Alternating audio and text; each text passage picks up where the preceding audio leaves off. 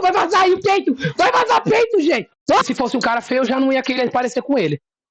Não, então você é o Sagat. Agora, tipo assim, entre Sagat e Zago, qual é mais bonito entre os dois, assim? Sagat. Eu não gosto do Zago. Ah, você não gosta do Zago? Menina, eu também não gosto do Zago, você acredita? Tipo, eu gosto, mas não gosto, porque eu achei ele muito vagabundo. Eu vou te quebrar. Ô, calma. Calma! Eu posso ser esse Sagat, então? Mas calma, eu não posso receber. Não. Sabe o que é isso aí, chat? É puta de hipocrisia do caralho.